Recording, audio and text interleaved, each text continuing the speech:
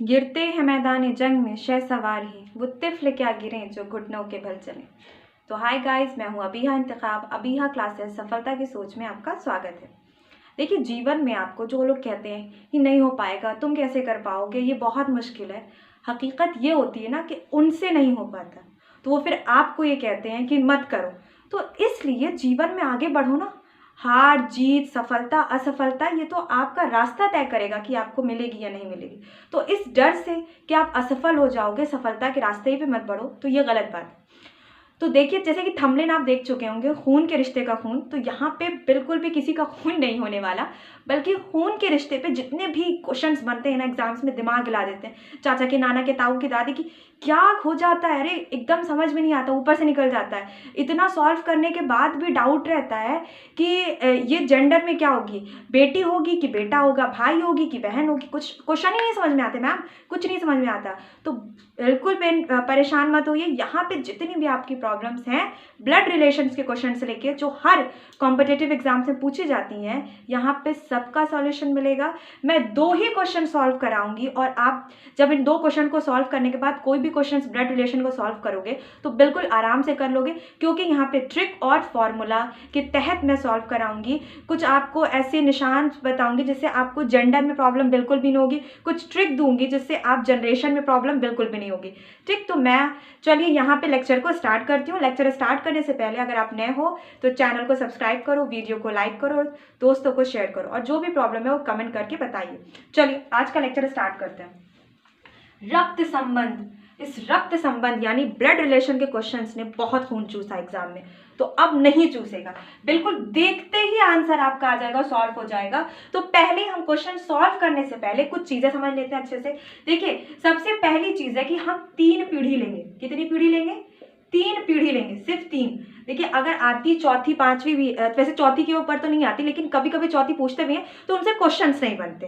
Question सिर्फ 3 पीढ़ी से बनते हैं। जैसे कि 3 पीढ़ी की अगर हम बात कर लेते हैं तो दादा है, ठीक, दादा के बाद उनका पुत्र और उनका पोता, ठीक, ये स्थिति देख सकते हैं हम। तो ये पोता यानी कि दादा, और ये बीच की जनरेशन, ये पहली जनरेशन, ये दूसरी और ये तीसरी। इन्हीं 3 जनरेशन से घुमा फिरा के क्वेश्चंस किए जाते हैं। जैसे कि ये नानी हो गई, नानी के बीच की उनकी पुत्री हो गई, पुत्री नतनी या नातिन, जो भी थर्ड वाले में हो जाएगा। यही स्थिति हमें देखने को मिल सकती है। ठीक, इन्हीं में रिश्ते घुमा फिरा के पूछे जाते हैं। सिर्फ ज्यादातर 3 ही जनरेशन से क्वेश्चन आते हैं। तो ये ट्रिक आपको याद रखनी है। जनरेशन आपको बांट के, अभी जब मैं क्वेश्चन सॉल्व कराऊंगी तो वो ज्यादा अच्छे से समझ में आ जाएगा, लेकिन आगे जैसे कॉन्सेप्ट पढ़ रहे हैं तो उसको थोड़ा पता होना चाहिए कि कैसे सॉल्व होगा। तो 3 ही जनरेशन होंगी, सिर्फ 3 पीढ़ियां होंगी। अब बताते हैं हम लिंग, यानी जेंडर में क्या प्रॉब्लम हो जाती है कि कभी कभी समझ में नहीं आता भाई है कि बहन। तो देखिए, हम पुरुष के लिए, कोई भी पुरुष है उसके लिए हम प्लस यूज करेंगे, और अगर स्त्री है तो उसके लिए हम माइनस यूज करेंगे। ठीक है, पुरुष है तो उसके लिए प्लस यूज किया जाएगा सिंबल्स में, स्त्री है तो इसके लिए माइनस यूज किया जाएगा। 3 पीढ़ी आती है। कितनी पीढ़ी आती है? 3 पीढ़ी आती है। अगर आपको इस सिंबल से कोई प्रॉब्लम है तो आप अपना लगा लो, लेकिन देखिए ज्यादातर नॉर्मली आसान होते हैं और समझने में भी आसानी होती है। 3 पीढ़ी ही, first generation, second generation and third generation यहाँ पे आपको देखने को मिलेगी। चलिए, जो भी डाउट है, अगर समझ में नहीं आ रहा तो क्वेश्चन सॉल्व कर लेते हैं। जैसे कि क्वेश्चन है हमारा पहला, एक लड़की की तरफ इशारा करते हुए समीर ने कहा कि वह मेरे दादाजी के इकलौते पुत्र की पुत्री है। वह लड़की समीर से किस प्रकार संबंधित है? कुछ समझ में आया? कुछ समझ में नहीं, उड़ गया। अब समझ में आएगा, थोड़ा टाइम लगेगा। प्रैक्टिस जब आप करते जाओगे ना तो उसके बाद आप जब एक बार सेट हो जाएगा आपका, मतलब आप जब पीढ़ी अच्छे से बनाना सीख जाओगे, समझ जाओगे, तो आप शायद पढ़ के भी आंसर निकाल दो, लेकिन प्रैक्टिस सबसे इंपॉर्टेंट है। देखिए, एल्बर्ट आइंस्टाइन वो व्यक्ति थे जिन्हें बहुत प्रॉब्लम होती थी बचपन में। उन्हें बी और डी यानी स्मॉल बी और डी में फर्क नहीं समझ में आता था, और उस व्यक्ति ने मैथ्स के इतने बड़े बड़े सिद्धांत दे दिए, गणित के, जिसे गणितज्ञ कहा गया। वो व्यक्ति जिसे बी और डी में कंफ्यूजन होती थी, वो कैसे बना? प्रैक्टिस के तहत बना। तो मैं किसी भी वीडियो में ये बिल्कुल भी नहीं कहती कि इस वीडियो को देख लो, हमसे पढ़ लो, तो आप एकदम जैसे सर्वज्ञाता हो जाओगे। सर्वज्ञाता आप बिल्कुल भी नहीं होगे। आप तभी सर्वज्ञाता उस टॉपिक, उस सब्जेक्ट या उस विषय में होगे जब आप प्रैक्टिस करोगे, क्योंकि प्रैक्टिस बहुत इंपॉर्टेंट है। अगर आपने प्रैक्टिस करना बंद कर दिया तो समझो जैसे लोहे पे जंग लग जाता है ना, वैसे दिमाग में जंग लग जाएगा, आप सब कुछ भूल जाओगे। तो प्रैक्टिस बहुत इंपॉर्टेंट है। आप टाइम पे अपना टेस्ट लेते रहा करो, खुद की एलिजिबिलिटी टेस्ट लेते रहा करो कि आप कितने पानी में हो, आपकी क्या औकात है। ठीक है। तो चलिए हम देखते हैं एक, अब हम जैसे कि मैंने पूरा जो बनाया थर्ड जनरेशन या प्लस माइनस वाला जो भी मेरी ट्रिक थी उसके अकॉर्डिंग सॉल्व करते हैं। तो अभी थोड़ा टाइम लगेगा क्योंकि मैं समझा रही हूँ तो उसमें थोड़ा टाइम लगेगा। आप जब फर्स्ट और सेकंड टाइम करोगे तो उसमें भी टाइम लगेगा, लेकिन जैसे जैसे आपकी प्रैक्टिस होगी आपको समझ में आ जाएगा कि बिल्कुल आसानी से हो रहा है। चलिए सॉल्व करते हैं। एक लड़की की तरफ इशारा करती हूँ, समीर ने कहा। एक लड़की की तरफ हो सकता है, या एक फोटोग्राफ की तरफ इशारा करती हुई कोई व्यक्ति कह रहा है, या कोई लड़की खड़ी है उसने उसका नाम लेके कह दिया। क्वेश्चन ऐसे ही बनते हैं आपके। एक लड़की की तरफ इशारा करते हुए समीर ने कहा, यानी कि कोई लड़की है, कोई भी लड़की, उसकी तरफ इशारा करते हुए समीर ने क्या कहा, वह मेरे दादाजी के इकलौते पुत्र। देखिए 3 जनरेशन बना लेते हैं, ठीक। ये जनरेशन समीर की है, यानी समीर पुरुष है यानी प्लस में होगा समीर के दादाजी, यानी ये तो पिताजी हो गए, पिताजी के ऊपर उनके दादाजी होंगे, यानी उनके दादाजी डी से ले लेते हैं, दादाजी यानी वो भी प्लस में होंगे, पुरुष है, दादाजी हैं, दादी तो है नहीं। दादाजी के इकलौते पुत्र, देखिए इकलौते पुत्र की पुत्री है, इकलौते पुत्र यानी कोई और औलाद उनकी नहीं है। तो ये सब क्वेश्चंस आपको बहुत ध्यान से पढ़ने होते हैं, तभी आप आंसर निकाल पाते हैं। देखिए दिशा दूरी के जो क्वेश्चंस रीजनिंग में होते हैं, मैं उन्हें उसको भी पढ़ाया है, तो उसको भी यही बोला है, क्वेश्चंस काफी ध्यान से आपको पढ़ना चाहिए। तो दादाजी के इकलौते पुत्र यानी कि दादाजी का एक ही बेटा, इकलौता पुत्र, क्वेश्चन में जैसे कि लिखा है। अब इकलौते पुत्र हैं दादाजी के, समीर के दादाजी के इकलौते पुत्र हैं, यानी प्लस में होंगे, पुत्री नहीं है कि माइनस में होंगे, तो पुत्र है प्लस में होंगे। समीर के दादाजी के इकलौते पुत्र यानी समीर के भी फादर हुए। अब समीर के भी वही तो इकलौते हैं ना, तो चाचा बड़े बाप होने का तो कोई सवाल ही नहीं उठता क्योंकि इकलौते हैं, तो समीर के भी फादर हुए।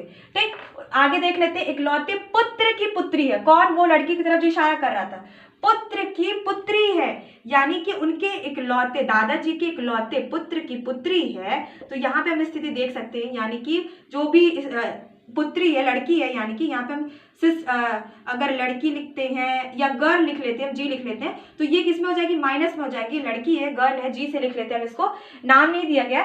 तो अब बताइए, पुत्री है यानी कि इनकी पुत्री है, तो समीर की के ये कौन सा रिलेशन बन गया? भाई बहन का। इसकी समीर की ये बहन है और ये समीर का भाई है। ठीक, ये 2 रिलेशन बन गया।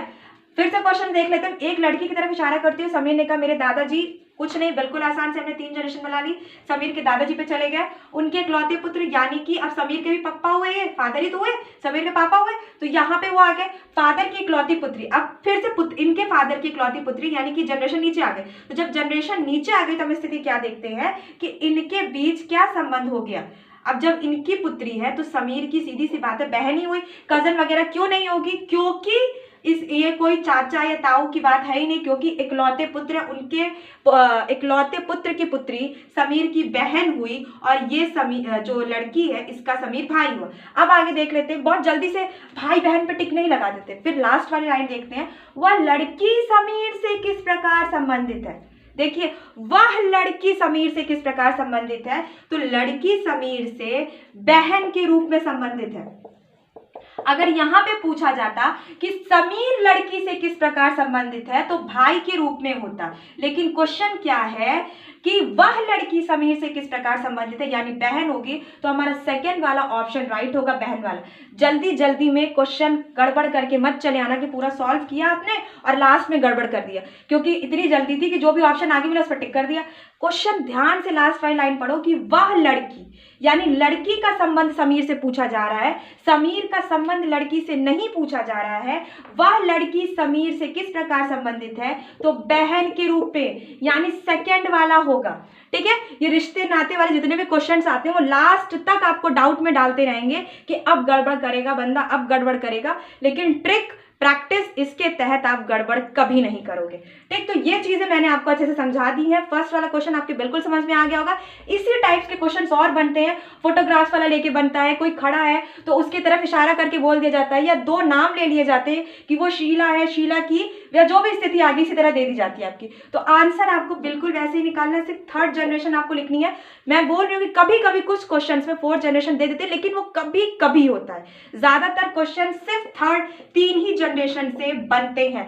कभी कभी अगर वो बनता भी है तो उस वाले को काट दिया जाता है, उससे कोई क्वेश्चंस नहीं बनते, वो पूछते इन्हीं 3 जनरेशन से। ठीक, यानी पर दादा पर पोते से नहीं क्वेश्चन पूछे जाते आपके, सिर्फ 3 जनरेशन, दादा और दादा के बाद उनका पुत्र और उनके बाद उनका पुत्र यानी पोता, इन्हीं तीनों स्थिति से क्वेश्चंस बनते हैं। ठीक, मैंने ट्रिक बता दी कि अगर पुरुष है तो प्लस और स्त्री है तो माइनस, आप उससे करके ऐसे सॉल्व कर सकते हो। तो ये खून के रिश्ते जिंदगी में तो बहुत अच्छे होते हैं, लेकिन जीवन में आप जो नए नए रिश्ते बनाते चलते हो ना जवानी में, तो उनको लेके आप अक्सर परेशान हो जाते हो, वो सॉल्व नहीं हो पाते और आप फिर क्या हो जाते हो, उनके चक्कर में अपने सपनों से दूर हो जाते हो। तो मैं बस इतना ही कहना चाहूंगी कि इन फालतू के जितने भी ये जवानी के लफड़े होते हैं ना, इनसे दूर रहो और सिर्फ अपने फोकस, अपने करियर पे ध्यान दो, अपने लक्ष्य की तरफ बढ़ो, जो तुम सपने देख रही हो वही पूरा करो। क्योंकि एक टाइम के बाद ना लोग आपसे ये नहीं पूछेंगे कि आपने जवानी में क्या किया, ये लोग कभी नहीं पूछेंगे, बल्कि लोग ये पूछते हैं प्रेजेंट में आपकी हैसियत क्या है, आप हो क्या। क्वेश्चंस इससे बनते हैं आपके जीवन में और इसी से आपका स्टेटस पता चलता है। ठीक है, तो आप व्हाट्सएप पे शायरी या शेर लगाने से, व्हाट्सएप के स्टेटस से जिंदगी का स्टेटस नहीं बदलता। अपने जीवन के स्टेटस के लिए आपको खुद मेहनत करनी पड़ती है। तो इन फालतू के जो रिश्ते बनते हैं ना, इन रिश्तों से दूर रहिए। और मैं एक सीधी सी बात बोलना चाहूंगी कि इन रिश्तों के चक्कर में अपने सपनों को मत छोड़ो, क्योंकि एक सीधी सी लाइन है, तू नहीं तो कोई और सही, कोई और नहीं तो कोई और सही, बहुत लंबी है ज़मीं, मिलेंगे लाख हंसी, इस ज़माने में सनम तू अकेली तो नहीं या अकेला तो नहीं, जो भी आप पे अप्लाई होता है। ठीक, तो चलिए अब सेकंड क्वेश्चन पे हम बात कर लेते हैं, अपने टॉपिक पे वापस आ जाते हैं, जो रक्त संबंध से क्वेश्चंस पूछे जाते हैं। ठीक, सेकेंड क्वेश्चन भी हमें देखिए अल्फाबेट के थ्रू दे दिया गया है, तो उसमें भी हमें कुछ नहीं करना है। अल्फाबेट वाली प्रॉब्लम्स क्रिएट कर जाते हैं, आप क्या परेशान हो जाते हो कि अल्फाबेट में क्या करना है। अब इसमें कहाँ से प्लस माइनस लगाएंगे, इसमें भी प्लस माइनस लगेगा भाई, क्योंकि यहाँ पे अल्फाबेट दे दिया गया, इनमें बस इतना ही फर्क है कि यहाँ पे नाम दे दिया गया था, अब नाम की जगह यहाँ पे अल्फाबेट दे दिया गया, यानी ABCD कह दिया गया। कोई यहाँ पे प्रॉब्लम आपको दोनों क्वेश्चंस में नहीं होगी, दोनों ही मैं इसका डाउट क्लियर करवा चुकी हूँ, अभी इसका भी डाउट क्लियर करवाती हूँ। चलिए, B D की माँ है, B D की माँ है, यानी जो B है, अगर हम B की स्थिति देखते हैं, B जो है वो D की माँ, यानी D नीचे आएगा, तीन ही जनरेशन होंगी ना। B जो है वो D की माँ है। अब माँ है तो किसमें होगी भैया, माइनस में ही होगी ना, प्लस में तो होगी नहीं, माइनस में होगी, तो यहाँ पे हम माइनस लगा लेते हैं। अभी देखिए मैंने जनरेशंस बना दी हैं, लेकिन अगर स्थिति ऐसी होगी ऊपर नीचे भी हम इसको कर लेंगे। B D की माँ है, हो गया मेरा, तथा C D का भाई है। C क्या है, D का भाई है, C जो है C D का भाई है, यानी C प्लस में होगा, D भाई है कि बहन हमें नहीं पता, तो C जो है वो D का भाई है। अब यहाँ पे H E की बेटी है, अब H है ना इसमें मेरा कहीं ना E है, तो छोड़ो, नीचे वाली लाइन पहले पकड़ते हैं उसको, क्योंकि अगर दोनों ऑप्शन नहीं मिल रहा है आप कहीं में से कुछ भी, तो आप नेक्स्ट वाली लाइन देखो, नेक्स्ट वाले पे जाओ, जबकि D E की पत्नी है, देखो D मिला इसमें, D E की पत्नी है, D जो है वो E की पत्नी है, यानी कि अगर स्थिति हम देखते हैं D E की पत्नी है, तो D तो माइनस में होगी, तभी तो पत्नी है, E की पत्नी है यानी ये पति है तो प्लस में होगा, ये माइनस में होगी, ये प्लस में हो, ये माइनस में यानी कि स्त्री है तो माइनस में होगा, E प्लस में होगा क्योंकि पति है, ये पत्नी है। ठीक, D की पत्नी है। अब देख लेते हैं H E, देखिए E मेरा सॉल्व हो गया ना, तो अब इसको भी लाइन देख लेते हैं। H E की बेटी है, H जो है यानी D E हस्बैंड वाइफ है ना, तो इन्हीं दोनों की बेटी होगी H, तो यानी H माइनस में होगी। अब देख लेते हैं तब E का C से क्या संबंध है, जबकि D E की पत्नी है तब E का C से क्या संबंध है, E का C का नहीं पूछा गया, E का C से क्या संबंध है, तो अरे भाई पत्नी का जो भाई होता है वो साला लगता है, तो E C का क्या लगेगा, यहाँ पे पूछा गया है E का C से क्या संबंध है, तो E C का बहनों ही लगेगा, सीधी सी बात है। C का E से क्या संबंध है ये नहीं पूछा गया, अगर C का E से संबंध पूछा जाता तो साले की स्थिति होती, तो यहाँ पे क्या पूछा गया है, E का C से क्या संबंध है। देखिए लास्ट वाली लाइन में दोनों में इन्होंने घुमाया हुए क्वेश्चंस में, ये दोनों क्वेश्चंस एग्जाम में आए हुए हैं SSC के, इसलिए मैंने इन दोनों क्वेश्चंस को लिया है सॉल्व करने के लिए। अब देख लेते हैं E का C से क्या संबंध है, तो सीधा संबंध है बहनों ही है, क्योंकि ये पत्नी है, ये क्या है, पत्नी है। देखिए तीन ही जनरेशन आई हैं, तीन ही जनरेशन आई हैं, यहाँ पे हम देखते हैं कितनी जनरेशन पूछे गए, सिर्फ 3। H वाले का तो कोई मसला ही नहीं है, यहाँ पे कुछ है ही नहीं उनके बारे में। लेकिन ये अगर हम बात कर लेते हैं E का C से क्या संबंध है, तो E का C से बहनोई का संबंध है, यानी कि मेरा सेकेंड ऑप्शन सही हो जाएगा, क्योंकि पत्नी का भाई साला होगा, तो साला यहाँ पे हम नहीं लगा सकते, साला है भी नहीं ऑप्शन में, तो साला लिखा भी नहीं जाएगा, क्योंकि E का C से पूछा गया, C का E से नहीं पूछा गया। ठीक है, तो ये चीजें मेरी क्लियर हो गई। दोनों क्वेश्चंस मैंने यहाँ पे बहुत आराम से क्लियर हो गए। बस कुछ नहीं करना था, प्लस माइनस का खेल है और 3 जनरेशन्स का खेल है। यही आपकी ट्रिक और यही आपका फॉर्मूला, आप जो भी मान लो इसे, बिल्कुल आराम से खून के रिश्ते का खून हो गया। मतलब पूरे मतलब आप इससे 2 क्वेश्चन से ही एक जैसे आप बोल सकते हो, उदाहरण ले सकते हो समझने के लिए कि इनसे बहुत से क्वेश्चंस बनते हैं और सारे के सारे क्वेश्चंस इसी तरह आप इसी ट्रिक, इसी फॉर्मूले से सॉल्व कर सकते हो। तो आज का वीडियो बस इतना ही। Thank you.